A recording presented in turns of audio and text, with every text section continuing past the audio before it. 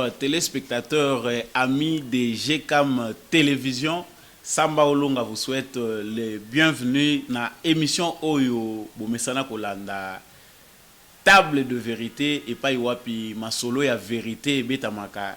Toujours na Samba Olonga. Merci à vous d'avoir choisi Voix Oyo Excellence. Merci d'avoir choisi la voix de la sagesse à travers décryptage, paix, analyse, il y a information au Kanakati, la République démocratique du Congo, paix Nandzinga Nzinga.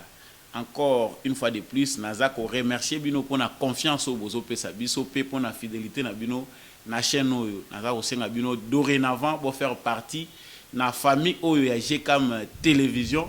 Abonnez-vous si vous n'êtes pas encore abonné à cette chaîne. C'est la première fois na yo Kamungongo Oyo ya Samba Olonga. Awa tolobaka que mokileza toujours balance, il faut être du bon côté, c'est-à-dire kosala malamu pour justice nzambe erataka mutu moko te. So ozo mabe na mokili okanti justice ya nzambe ezomona yo te, okanti ke oza na contrôle ya justice ya mokili, tu peux corrompre comme tu veux. Sache-le bien que justice ya nzambe erataka mutu te. Soki ba futi yo te na se amoyo yeba même dans l'au-delà, vous allez payer les prix de vos actes sur terre. Merci à vous d'avoir choisi cette chaîne. Merci également à l'apôtre Gérard Kabea qui nous donne l'opportunité de présenter cette émission na Bitandoya GCAM Télévision. Actualité na biso ya lelo ezali vraiment concentré sur makambo oyo ya augmentation ya ba salaire. Information où tu peux savoir que à partir du mois d'avril, le salaire y a des fonctionnaires sur l'État, personnalité civile et militaire est augmenté de 30%. Ce qui est commis à juillet, salaire est augmenté à 45%. C'est-à-dire par rapport à salaire au bazouaka, divisé par 30% à salaire il y a un montant qui est surtout commune à J, bazou le sous est commis 45%, c'est-à-dire salaire non zouaka. Si vous avez 100 000 francs congolais, 30% ils allaient 30 000, babakiseli 30 000 l'écolo. C'est-à-dire surtout commis na mois à J, si vous avez 100 000 wana est commis 145 000 francs congolais, c'est-à-dire 45%. Ils allaient sangoya malamu. Ezali sangwe ezoko pousser na ko réfléchir sangwe ezali ko yambama parce que pour la première fois na kati République démocratique du Congo et salemana na lolenge wana te. C'est une augmentation historique mais qui pousse à réfléchir toyeba vraiment solo nini esengeli to sala po salaire ya ba congolais ezala conforme na ba réalité de vie pour ezala senti pe à la base ceux qui ba mateli mutu salaire à sentir ngo ke ya solo oyo babakiseli ngai na moni yango pe na kati ya kitunga ya mama et memi moi évolution nini ba député na biso bakoko sala to moni par ya gouvernement tout au long de cette émission à travers l'analyse to ko sala beaucoup découvrir nini penda esengeli ko sala pour na kati ya République démocratique du Congo makambo ekende na satisfaction ya batu nyonso ba inégalité zalate entre salaire ya ba dirigeant na salaire ya ba dirigé. Tokusuki sawana te na émission oyo tokolobela pe lisusu makambo oyo ya prostitution vraiment ba information toujours les OP ça passe ba tu évite tokobenga ngonini ba entreprise ya prostitution peso botama bokomona image wana tokozo présenter ngo bino bokomona ngo to épargner bino na ba image mususu eza na ba scène obscène eza kitoko te ba correspondant na biso ba tebele ba tindela ki biso ba image wana pour total ngo. Vous êtes un homme responsable, vous avez besoin de filles libres, sexe, discrétion, tout ça. Vraiment, on en a marre. Et tamboli trop na kati ya ba réseaux sociaux qui vraiment ils allaient sujet oyo, ils allaient vraiment comporter plus. Il faut tout le yango. Est-ce que ba responsable ya politique ya République démocratique du Congo bazali ko maîtriser façon oyo prostitution ils allaient ko salema na République démocratique du Congo ou bien ils allaient les sous exploitation de l'homme par l'homme. Vous saurez à travers ces numéros comment certaines organisations, comment certaines entreprises mafieuses, elles allaient recruter des jeunes filles, elles allaient sala makambo. Tout ça échappe au contrôle de l'État congolais. Je vous invite à découvrir analyse Otokosala tout au long et à numéro Oyo. Encore une fois de plus, na souhaité bino les bienvenus na kati ya émission Oyo table de vérité. Mesa ya bosolo ezaka wana pona kotandela bino ba vérité na nyonso eleka na kati ya République démocratique du Congo. Donc sans complaisance pour faire partie de la famille Oyo, c'est-à-dire pour s'abonner, boza en Suisse, boza en Beni, boza en Butembo, en Allemagne. Vraiment, j'ai fait le parcours du monde entier. Pour nous, Sabino, qui soutenez cette chaîne, abonnez-vous, envoyez-nous vos commentaires et vos suggestions pour tokoba toujours améliorer la qualité ya musala Oyo, tozo sala pour l'intérêt na bino, pour l'intérêt na biso nyonso. Je venais de dire ici na présentation ndenge na lobaki na bino comme na sommaire que salaire ndenge toyebelaki yango ba fonctionnaire nyonso ya l'état ba ministère nyonso confondu salaire na bango à partir ya mois ya avril ils allaient augmenter de 30%. C'est-à-dire mutuna mutayebi ko sala calcul soko zwaka 200 000 30% ils a combien yango nde monta ba ko baxelo likolo soko zwaka 300 000 oyebi yo moko likolo qu'est-ce qui sera ajouté? C'est-à-dire au moins ils allaient déjà ouf, il y a soulagement pour ces débuts historiques. Tozo bengango historique, pourquoi? Parce que dans le moment où il y a ma casse, parce que depuis Congo ils a Congo, ba salaire et ça les mara, ba condition ils allaient qui n'angona nous malamu, tant que ba structure sociale paye malamu ils allaient mais aucun moment dans l'histoire de la République démocratique du Congo ba matin ba moko salaire et longwe ba teli au 30% ya oyo zwaka. Bien que les conditions ou bien la réalité, ils allaient différer par rapport à l'époque na époque. Tissu économique, il y a kala. Toko banda comparer époque il y a avant indépendance, après indépendance, époque il y a Mobutu les années 70, 80, 90. Toyati époque il y a Mosé Laurent Désiré Kabila, toya koya na banditisme d'état. Pour excuser le terme, ce qui est choquant, il y a Joseph Kabila. Auto connaître contexte na contexte. Pour découvrir que vraiment et ça les maté na la République démocratique du Congo qui du coup va augmenter le salaire ya mutu de 30%. Et c'est ngwezali que pour na bato na no ba mona ngote. C'est-à-dire muke oyo ba pesio ce qui est mona na muke nzambe soka pesio paiement. Il faut d'abord qu'on remercier avant qu'on luka lipa parce qu'il y a certains qui ont les pains mais bazo ko paiemate. C'est dans cette logique-là que la nouvelle, d'abord, ils allaient que le salaire, il y a batouana nyonso, soda, militaire nabiso, policier,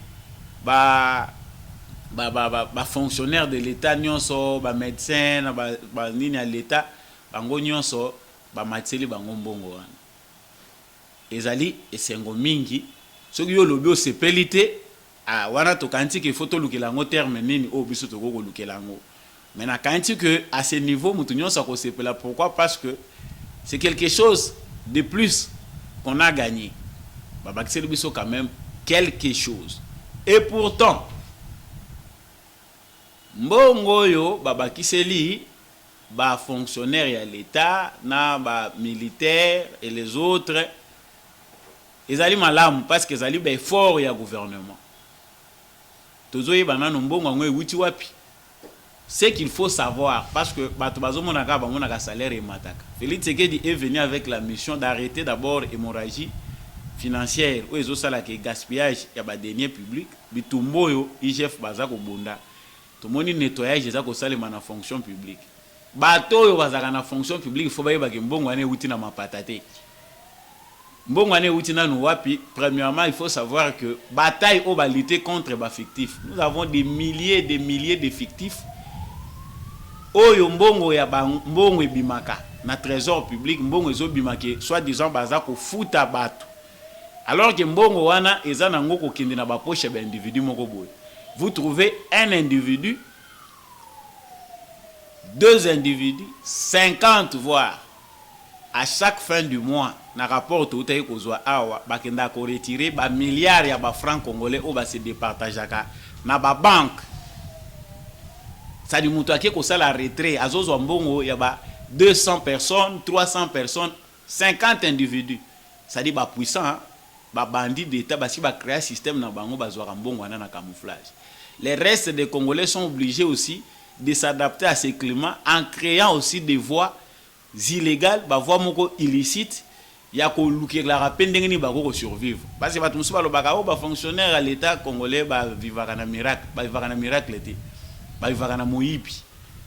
Ba vivaka na moyibi pourquoi? Parce que la plupart du temps leur salaire ne permet pas que ba joindre les deux bouts, c'est-à-dire azoango azui salaire les premiers a commis nango petit les 30 a kuti provision ezalanda ko makamunyo sezo salema ezalakate. Mais pourtant mutu a créé circuit na ye ba chef de bureau makamutozo lobo ba yebi ba créé pe ya bango ba fictif ba homme politique ba créé ba fictif na bango ba ministre ba landana oto yebi ao système matata poni ye na bancarisation et bongisi penda moyibi bancariser pena moyibi po esali que bato bazokende ko retirer ba fonds ya mbongo ya l'état lokola ya bango ba milliards de francs congolais équivaut à des millions de dollars.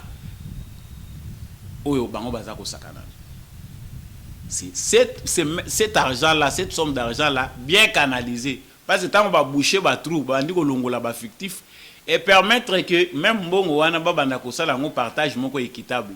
C'est-à-dire le mbongo ekindaka na maboko ya batu, oyo basali musala te, on redirige cet argent-là, baza ko recanaliser yango na maboko ya bato yo, basala ka musala en augmentant progressivement oyo esengeli basala. C'est une tâche difficile parce que en même temps on lutte contre les vols, en même temps on réduit marge et injustice sur le plan salarial. Oui, c'est ça là que batu belé bazwa ka musu likolo ba musu bazwa na se. Nalingaki wana natali sa comment baza ko augmenter ba salaire wana. Ça dit bataille ya munene contre moyibi. Ce qui mutu nyonso a s'impliquer malamu contre moyibi parce que mbongo eza na mona Congo. Mbongo ba récoltaka ya ba impôt, mbongo nyonso eza ko kota na trésor public, eza mal gérer mbongo wana ezo tambola bien te, c'est ce qui fait que batu musu bazo ko salaire médiocre, ba musu bazo tonga ba immeuble. Mais que faire? Parce que batu bazo mituna bongo bango mukeba bakiseli wana ba député bazo ka combien? Voilà, le gouvernement fait sa part, ministre des finances ba bundi ba augmenter ba recette. Na fonction publique, na niveau ya justice bazo bunda na po que ba trou o esala ka mbongo ya l'état ebima et qui ndaka na ba poche ya individu ezala boucher qu'est-ce que l'état etonda comme ça babanda ko matisser la batu mususu ba salaire. Mais salaire à malamu ezanini toza na projet o ya SMIC awa oyo batia wa SMIC pour na augmentation à salaire. Échelle awa oyo batu balingaka échelle batu nyonso baza ko lingeza échelle de 1 à 10, c'est-à-dire soki député azozwa $9,000. C'est que fonctionnaire de l'État, il y a dernier niveau, il faut avoir $900. C'est-à-dire, il faut permettre d'équiter mon kwezala entre bas salaire et batu. En fonction de misala o bango bazako sala en fonction de ba poste bazali ko occuper. On ne peut pas avoir un salaire il y a $9,000 pour un député, $10,000, $13,000, $11,000. Pour un salaire moko médiocre ya batu mususu kotoyo de l'autre côté bazozwa, c'est-à-dire 100 fois moins, 200 fois moins, 300 fois moins les salaires d'un député. C'est dans ce cadre que l'augmentation salariale les autres se faire sentir. Les efforts du gouvernement sont louables. Pourquoi? Parce que babundi, boucher certains trous, il y a fuite, il y a hémorragie financière. Pour na kobaxer la batu ba salaire. Ezo paraître insuffisant tant ou batu baza kota la salaire oyo ba député ba ministre bazali kozwa batu mususu bazali kozwa baza ko travailler na domaine à l'état. Et pourtant bango nyonso baza ko sala musala ya l'état, baza ko participer na gestion ya choses publiques. C'est cette injustice qu'il faut combattre. Soki tozali na ba député à solo na contexte lokola oyo, lokola gouvernement a concrétisé quand même rêve déjà au début, parce que c'est un bon départ. C'est-à-dire les députés à leur tour, ils devaient s'activer pour na makambo ya SMIC et s'appliquer na ba entreprise nyonso publique et s'activer na kati ya ba ministère nyonso et s'activer na administration publique nyonso. De sorte que ba privé pe balanda yango ba libanais batika ko exploiter ba congolais. Mais ce qui est pire c'est que Les efforts du gouvernement, batumso ozomona bazoleka na télévision balobi te. Mbongo yango eza combien? Soko bakiseli mutu 60 000 francs, 30% balobana ipana ngeza 60 000 francs. 60 000 francs na kosala nango nini? C'est que batika yo o vivaka na moyibi. C'est mieux de vivre du vol. Tant baza ko aider yo bakende na bino po bana ko se retrouver normalement. Vous verrez que ceux qui combattent ben fort wana eza ko sala meza bato basi ba message na système a moyibi bazo appartenir nango. Malamu nazala nanga naza wana nazo salaire médiocre. Mais nazana tuyau moko canal moko auto créé illicite ya ko kotisa ba fictif na fonction publique. Ce que ya ko kotisa ba fictif te mais ya ko créé ka ba magui moko ezo permettre que biso peto détournaka to appartenir na chaîne wana. Vous verrez que ba fonctionnaire d'état de l'état ebele muso bazolela au moni fonctionnaire de l'état mais salaire na ezo permettre l'état tonganda kwa na munene. Azo mbongo ndeni no te nzamba azo sunga yete azo yiba mbongo ya l'état lui aussi participe au vol. Ba chef de bureau ebele na cadre ya administration publique na cadre ya ba fonctionnaire à l'état ba yiba ka mbongo ya l'état ba participa ka pe na chaîne ya ba miyibi. C'est qu'à tous les niveaux nous avons une catégorie de voleurs d'état. So awa toujours réclamer que ba salaire va augmenter en congolais nyon soit se retrouver. Pour que panier nyon ya ménagère congolaise ezala satisfaite mutu nyonso ameka ko zwa salaire ou ezo permettre à joindre les deux bouts. Il faut aussi équilibrer ezala entre ba salaire oyo ba dirigeant bazozwa na op ba diriger bazozwa. Salaire oyo ba administratif nyonso ya l'état bazozwa, il faut ezala équilibrer. Ministre na mutu aza kozwa dernier salaire ya fonction publique, il faut équilibrer ezala. Parce qu'ils font tous leur travail. Inégalité oyo ba député ba combattre en côté, ba député bazaka na ba télévision na ba débat moko insensé. Ba débat moko ezana nka ko contribuer na abrutissement ya ba congolais, ezana nko continuer ko contribuer te na évolution de la société congolaise. Injustice ya munene ya modèle oyo. Ceux qui vraiment ba vrai élu du peuple bazalaka. Ceux qui congolais moko pas za conscient que batu o biso to vota ka mutu baza cause ya ba malheur na biso. Na parlé du peuple parlement wana bobenga ka parlement. Les députés ne vont pas siéger. Sous d'autres sièges injustice ya modèle oyo parlement wana ba kokota te. Si ce sont les vrais représentants du peuple, peuple ba ko siéger parlement wana. Ils vont demander à ce que cette marge de manœuvre puisse être réduite de manière à satisfaire tout le monde. Ceux qui souffrir, bisogno sont là moko. Donc, on comprendra ici que ça ce n'est qu'un début. Effort et à présent de la République. Ceux qui ont bâtiment beaucoup côté État lié, mais nous avons encore un long chemin à faire. Nous avons encore du travail à faire parce que pour réduire ces inégalités, les Osenga Moussala wane salem. La deuxième volet est que moutako kozwa salaire baza ko augmenter yango. Mais lorsque les prix ya biloko, lorsque pouvoir d'achat eza ko s'avérer kaka moké, biloko prix eza likolo, salaire wana ezo ko paraître insuffisant pa na ye. On salue les efforts du gouvernement dans sens ya que tout moni réunion ya conjoncture économique et côté awa ya comité économique bazu ba mesure balobi que il faut qu'on suspendre TVA na certains biens de première nécessité, c'est-à-dire 16% wana ba pakisaka wana na prix ya biloko ya bien à première nécessité na contexte où il y a crise mondiale, il faut qu'on mette un peu que ça la gel ya TVA wana de manière à ce que ba équilibrer ba prix ya ba biloko po ba tout base à la surcharger te qu'on mette un peu ko aider ba ton pouvoir d'achat. Pour ceux qui va le but balandaka modèle oyo crise zo kende, ça ne se fera pas sentir. Oui, mais applicabilité nango. Est-ce que vous risquez à la slogan? Tout le monde a une entreprise musu baza ko continuer ko percevoir parce que congolais oya lelo atanga na yete. Mutoye basale lié facture.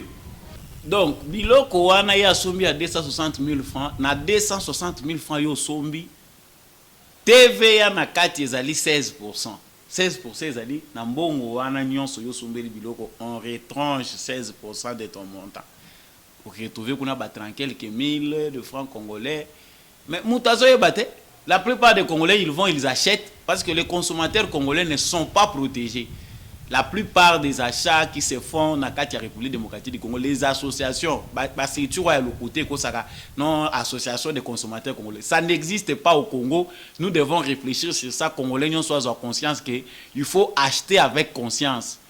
À 50 francs, nous avons en termes de prix fixés par l'État, nous avons évolué. Mais awa balobi ke bazako il allégé. Tout le monde ministre de l'économie à Koyaki. On ne peut plus retourner ici sur la raison et ça dit que ministre de l'économie à Koya. Ce sont des bonnes mesures où vraiment ils ont côté na kati ya politique moko ya social, politique moko ya gouvernement moko responsable vis-à-vis de la crise qui est mondiale. Le gouvernement choisit ya ko aider population na ndenge nini. Moni balobi te tozolongola ba taxe, ba biloko mususu eza importé ya kolia, to kolongolela ngo. La TVA wana pour Congolais à sentir priorité. Assurons-nous aussi que les inspecteurs congolais, oyo d'habitude, basala kamusala na bangote, inspecteurs au ministère de l'économie, tant ba kendaka na ba entreprise.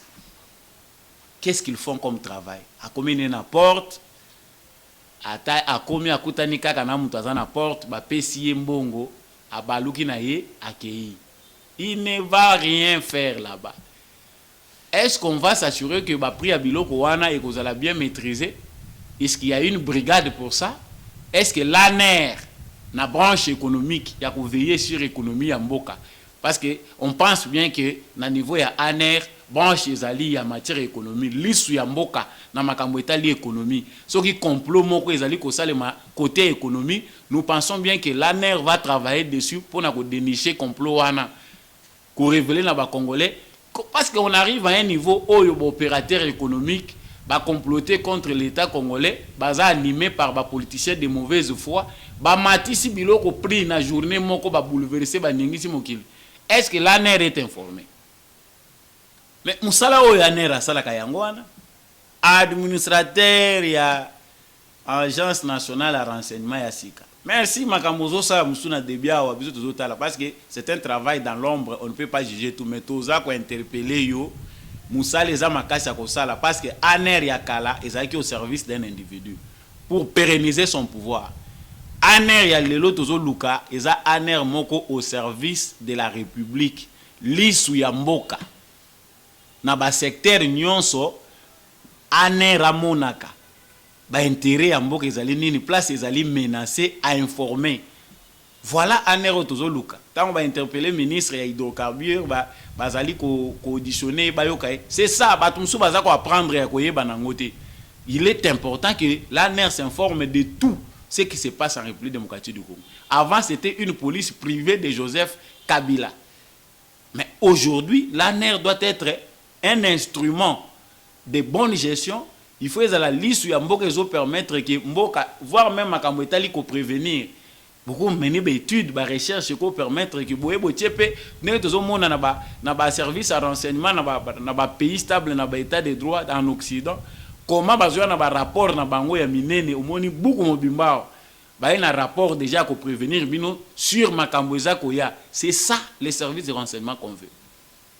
Sikoyo awa to bagi makambo ba salaire que si ça ne s'aménage pas, ceux qui bakotala yango malamu te, on risque que ces salaires-là, oyo bazak augmenter pour na ba Congolais et servir nango presque pas, parce que lorsque biloko ezaka likolo, ba prix ezaka atalo, les Congolais oké ba matira salaire parce que les loko vivre na Congo ata uzana salaire à $1000. Tango okita na wenze otali ba besoin ya moi, vous risquez aussi de ne pas joindre les débouts. À moins que vous avez la simple, le quoi ba Congolais à l'élo maman mapa avec un 50 000 francs, 100 000 francs, il gère toute la famille. C'est-à-dire qu'il s'est privé de tout. À Salika à chaîne à priorité à l'essentiel. L'essentiel, moi 20 000, 30 000 les alaka. Tout qui n'a coupé ça na moi école, tous autres moi mouki n'a pas besoin les autres besoins tu tout faire tu vendre les mamans là font vivre les familles comme ça. Les Congolais vivent de la débrouillardise. Moutazo ça la commerce na 300 000 francs. Mais Moussou ça zoa $9 000. $6 000, $12 000 par mois. À Monique, ils ont couvrir les besoins à été. Ça, on peut tous en rouber en qui nous quittent. Il y a un autre bêta c'était awa. Bosali bien bino ba député. Bolongoli ministre de l'économie. Bolobi les apon intérêt à ba Congolais.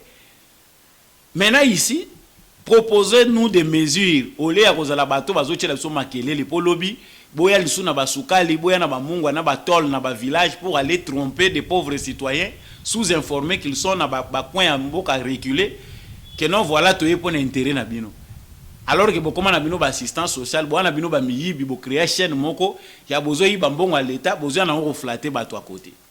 Congolais, réveillez-vous. Makambo oyo augmentation ba salaire et réveiller conscience à ba électeurs botel me la bato bazo mi benga ba député na bino. On sait que les autres ont été nommés. Bazaki nommé yango bazako accomplir musala na bango ba noma bango. Aza député mais yebi ye moko ke nazaka élu te o ma nommé nanga tchanga kocha. Ba député wana lelo bazo causer bisoto. Nous attendons de notre gouvernement.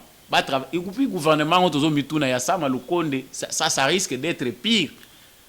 Parce que c'est le président de la République vision 30%, 45%. Vraiment, ceux qui m'ont appelé à moins que mais c'est alloué. Mais on doit travailler ensemble.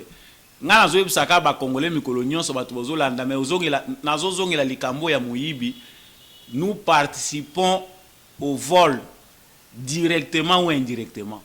Botika koche espoir na ba ministre ya quartier na bino, ba ministre ba village na bino, ba ministre ba territoire na bino, bozo yibisa ka bango. Bozo sala ke ba changer ba mentalité ti.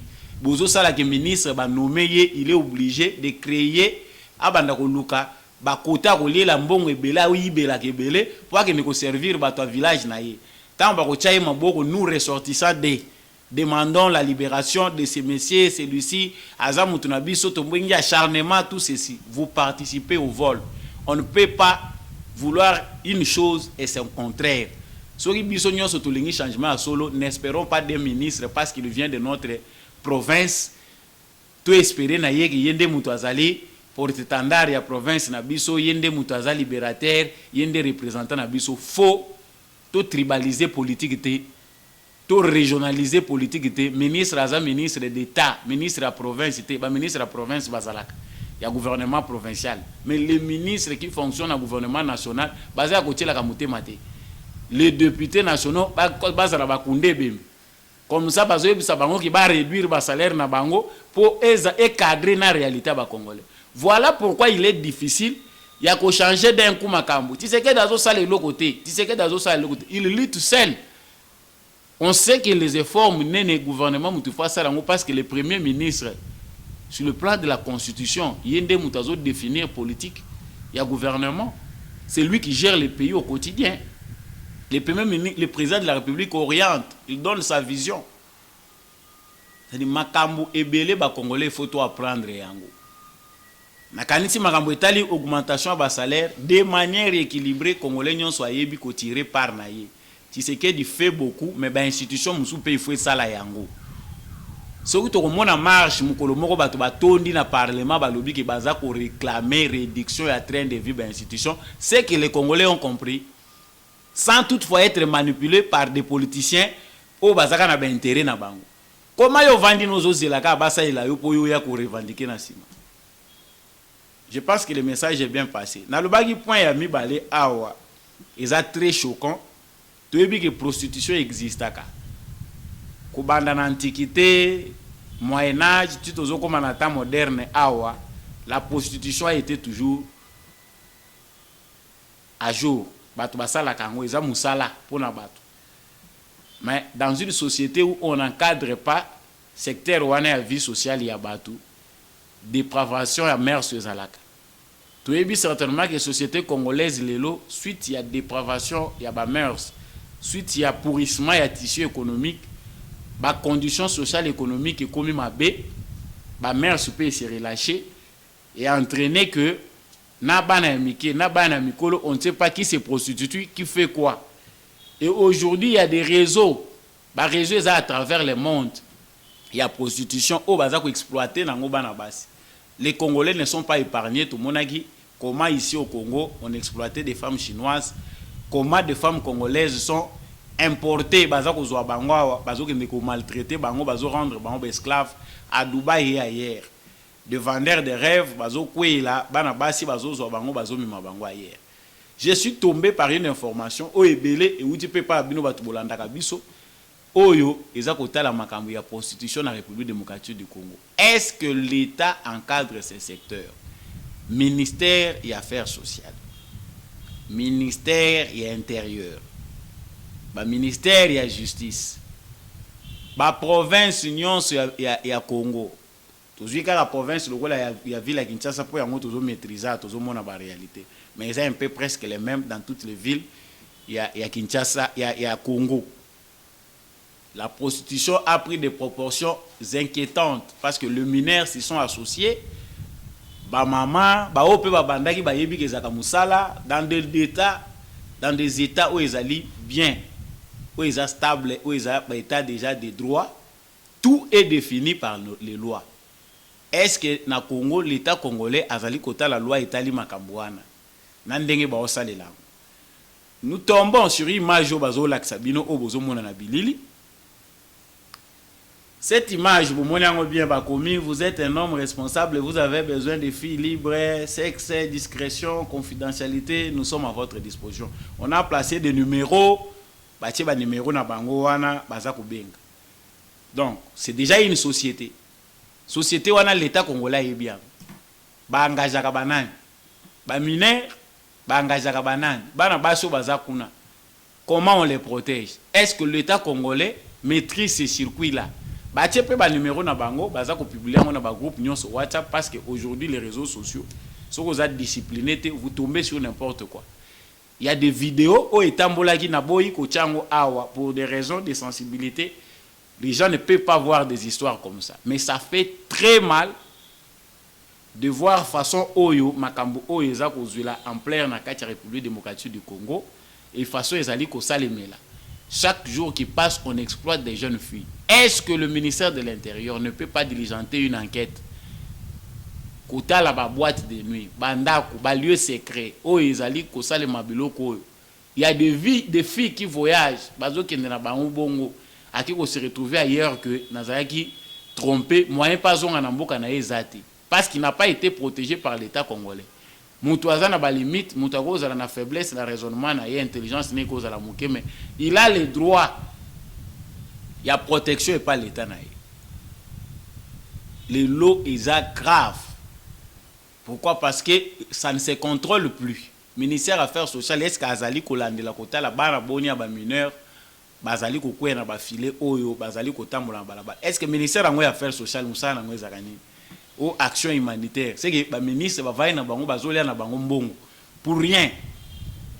Au ministère ya genre et famille bozwa ka mbongo ngo po donc tozo bate ba ministère o bazo créer ngo kaka po ba départage ka bino bo se retrouver na ba poste parce que ba poste il faut aller belé les partis politiques et les belé où on ne comprend pas. Combien y a-t-il de clochards? Combien de jeunes filles bazana balabala? Est-ce que le ministère des Affaires sociales, Action humanitaire, tout ça, il y a un nombre? Il y a bana baso bazola la libanda. Aujourd'hui, on a un phénomène qui bana basi ya miki bazola la libanda. Bon, une génération comme ça, bana bazo se multiplier bazo comme belé. C'est ça que ça coûte à l'État après 10 ans, 20 ans. C'est une génération de bandits. C'est pour ces phénomènes ici, non encadrés, ces phénomènes ici, où l'État a en charge. Je pense que si on a un président de la République, Premier ministre, tant que vous avez Monsieur le Premier ministre, impulsé en go, na makambo etali ba bonne mœurs. Depuis que ma mère s'est relâchée, non, l'État doit être rigoureux dans ces secteurs parce qu'il y a exploitation de l'homme par l'homme. Bana baso bazako sala biloko yo bazali te na droit ya okende ko violer batu nyonso oyo bakokende ko mona ngo kokende ko violer batu nyonso na kati ya ba groupe na bango bazo sala. Ils doivent avoir des lois, des contraintes légales où ezali ko sala ki bato bazo sala makambo wana. Ceux qui basent ça dans les bons, ils sont encadrés par l'État parce que nous sommes en démocratie. Liberté d'opinion, liberté d'expression, liberté de culte. Mais il faut que l'État encadre ça pour qu'il et à comme fléau parce que déjà ils ont fléau. J'ai choisi ce sujet pour nous interpeller, la conscience, surtout les dirigeants, parce que toujours souffrir à cause de les dirigeants de mauvaise qualité. Ou faire un bureau qui innover, tu n'as pas une vision. Alors que vous avez représentant dans le ministère, il faut que dans le ministère, cahier des charges, ceux qui ont réalisé, mais tout le monde a quand même volonté, il y a un début où ils ont comprendre ma trop de ministres inutiles. Des chefs de l'État. Je pense que l'essentiel vous a été dit dans le numéro Oyo. Ceux qui au CPLA qui n'ont pas sa vérité à tout côté. Tous les secteurs de la vie, tous le belango pour que changement y en a Congo. Ceux qui vraiment osent mourir, il y a table de vérité, ma sur la vérité. Qu'ils ont été s'abonner sur une salangote, partagez nos émissions, soutenez cette émission. Où ils ont émission na bino phare émission na bino bozo lingaming de partout bozo landa biso na bi que boza en Suisse na Italie na Nice bozali en Espagne vous êtes en France vous nous écrivez boza aux États-Unis ba ville ebelé Caroline du Nord Illinois Texas Chicago bozo komela biso vous êtes en Afrique du Sud vous êtes en Allemagne boza na Beni na Butembo boza na Lubumbashi boza na Sankuru vous êtes dans les Kasai Grand Kasai généralement boza na nord Kivu sud Kivu boza partout na Congo na Boma Mwanda Kisangani Mbandaka Kikwit tout ça na tanga ka ba ville parce que na monaka ba message na bino de partout botindi la kabiso. Vraiment soutenez cette chaîne, abonnez-vous, envoyez-nous vos commentaires et vos suggestions pour être chaîne Oyo et continuer toujours à servir bino. Merci l'équipe technique y a GCAM Télévision accompagné Kibiso également à Apôtre Gérard. Merci à vous qui nous soutenez de près ou de loin. Nous revoyons prochainement dans le prochain numéro.